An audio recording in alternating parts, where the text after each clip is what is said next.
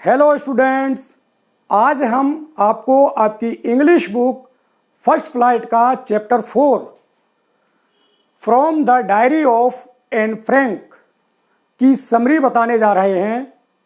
लेकिन इसकी समरी बताने से पहले हम आपको इस लेसन की पृष्ठभूमि समझाएंगे। लेसन नहीं पढ़ाएंगे आपको, बल्कि इसकी पृष्ठभूमि समझाएंगे। उसके बाद आपको समरी बताएंगे, क्योंकि इसकी बैकग्राउंड जाने बिना आप इस लेसन को नहीं समझ सकते। तो आइए शुरू करते हैं। यूरोप में प्राचीन काल से ईसाई यहूदियों के प्रति नफरत करते थे। ईसाई संख्या में ज़्यादा थे और यहूदी कम थे। उस नफरत का प्राचीन काल में तो एक कारण था, और वो ये था कि ईसाई ये मानते थे कि जो यहूदी हैं वो जीसस क्राइस्ट की हत्या के लिए दोषी हैं।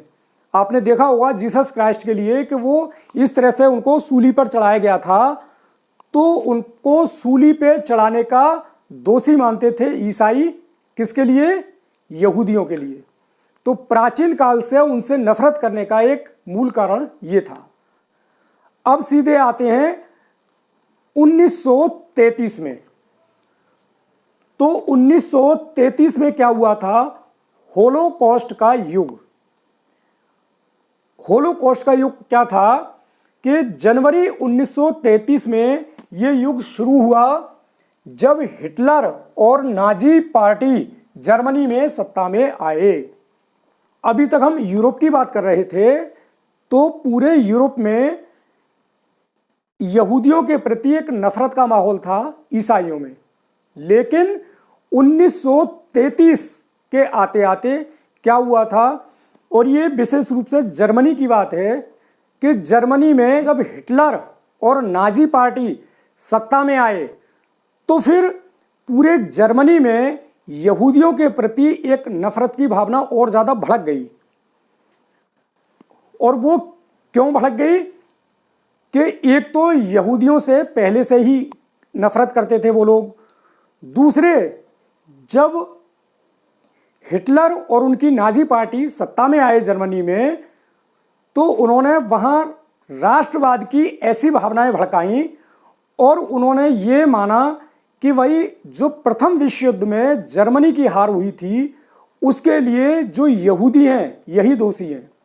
अच्छा, दूसरे जो जर्मन शासक थे, यानी कि 1933 वाले जर्मन शासक हिटलर और उनकी नाजी पार्टी, तो वो ये भी मानते थे कि वही जो यहूदी हैं ये हमारी सांस्कृतिक जो विरासत है उसको भी ये यहूदी बुरी तरह से प्रभावित कर रहे हैं, उसको नष्ट कर रहे हैं।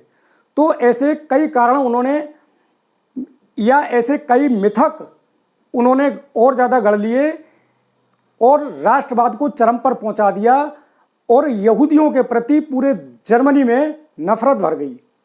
तो इसी दौर में, यानी कि 1933 के बाद हिटलर के और नाजी पार्टी के जर्मनी में सत्ता में आने के बाद, जो वहाँ यहूदी थे उनका उत्पीड़न बहुत ज़्यादा बढ़ गया, उनका नरसंहार होने लगा और उनको तरह तरह से प्रताड़ित किया जाने लगा।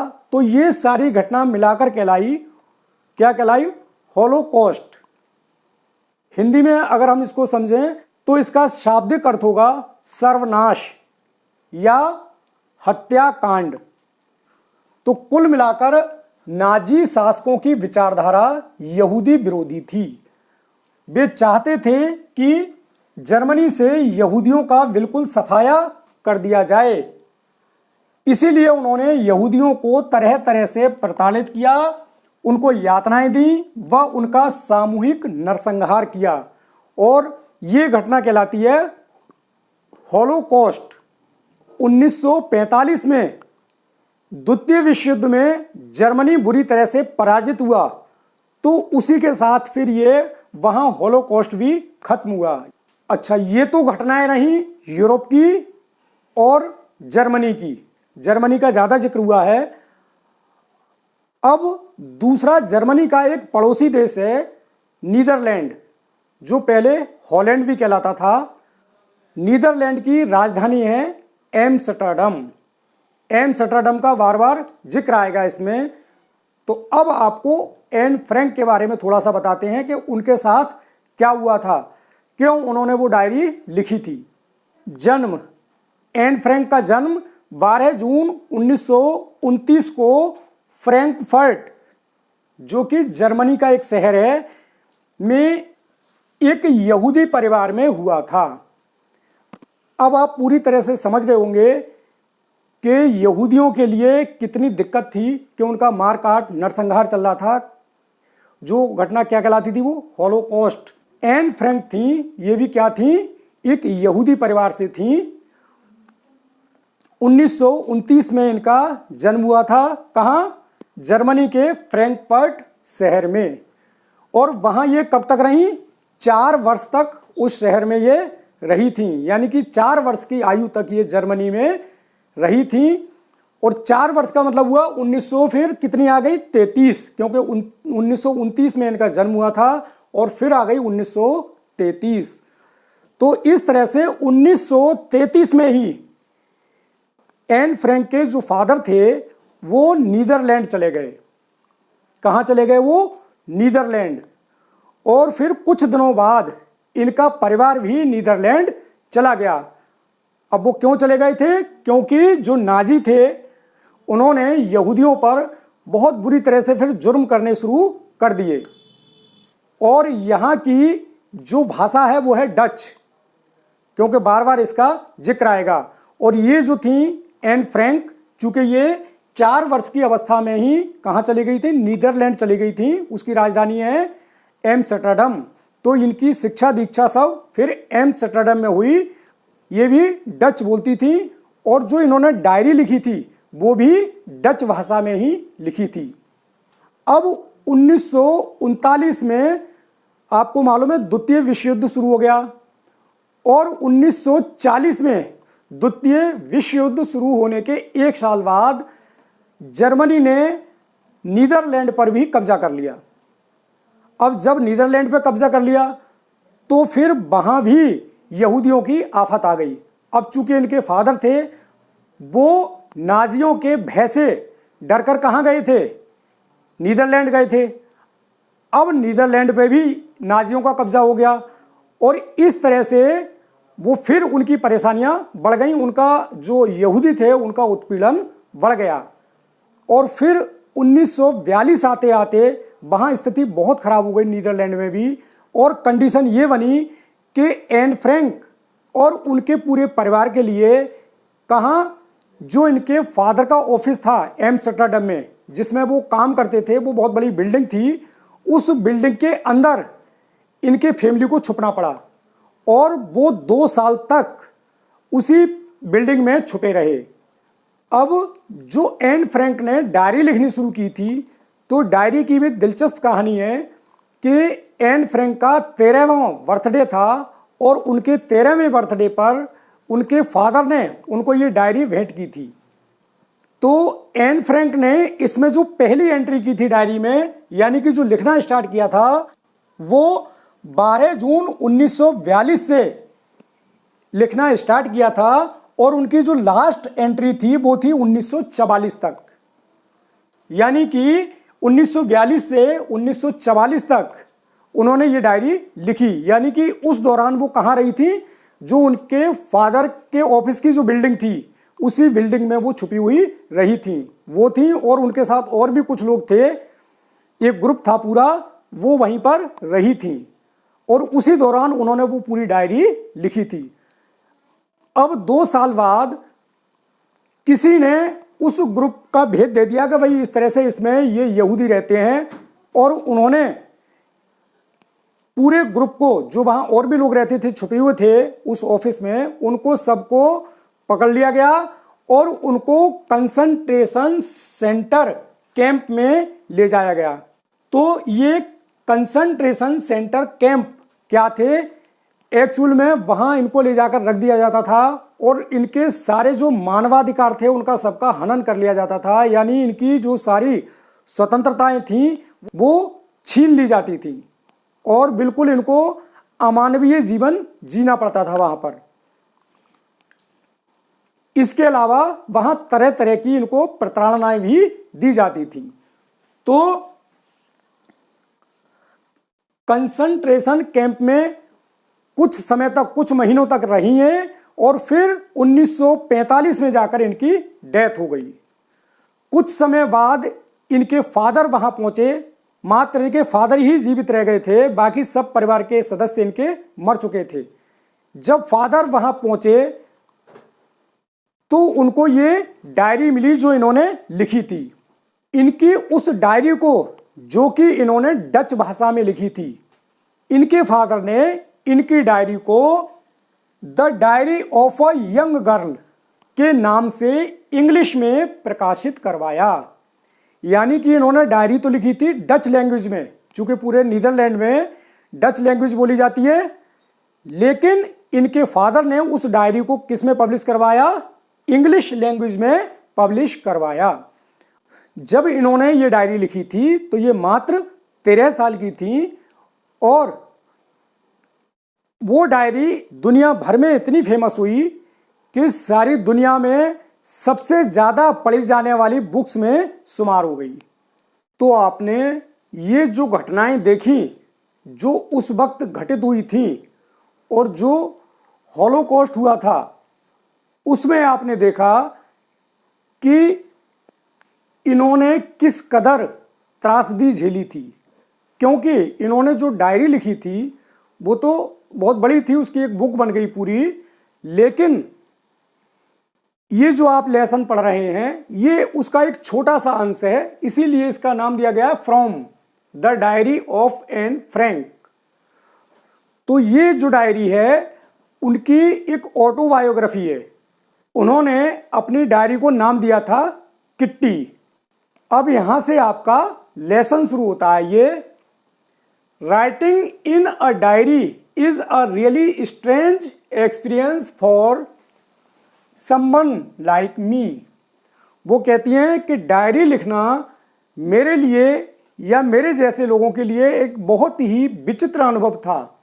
क्यों था? क्योंकि उससे पहले उन्होंने कुछ लिखा ही नहीं था इस तरह का, और उस पर भी उनकी उम्र कितनी थी? मात्र 13 साल की उम्र थी। 13 साल की उम्र में डायरी लिखना एक अपने आप में ही बहुत बड़ी आश्चर्यजनक बात है। अब आगे वो क्या कहती हैं लेसन में? Paper has more patience than people. ये बड़ी ही इंपॉर्टेंट कहावत है।